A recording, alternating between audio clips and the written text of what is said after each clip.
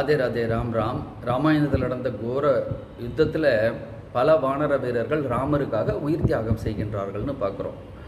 ஒவ்வொரு நாள் யுத்தத்தினுடைய முடிவில் மாலை நேரத்தில் அந்த யுத்தத்தில் அடிப்பட்டவர்களுக்காக வைத்தியம் செய்யப்படும்.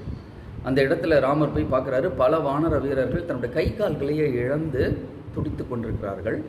ராமரை பார்த்து ஒரு வீரன் தன்னுடைய வலது கையை இழந்த ஒரு வானர வீரன் கர்ஜிக்கிறானாம்.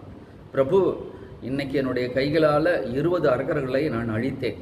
நாளைக்கும் நான் கண்டிப்பாக யுத்தத்தில் கலந்து கொள்வேன். என்னுடைய இடது கையால் 20 அரக்கர்களையாவது நான் கொன்று விட்டுத்தான் என் உயிரை துறப்பேன் அப்படின்னு கர்ஜித்தானாம்.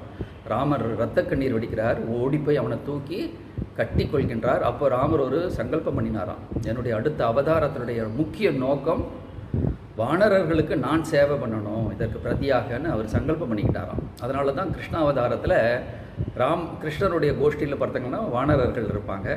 கிருஷ்ணர் எடுக்கக்கூடிய வெண்ணெய், பால், தயிரில் ஒரு ஷேர் கண்டிப்பாக வானர வீரர்களுக்கு உண்டுன்னு பார்க்குறோம். ராதே ராதே.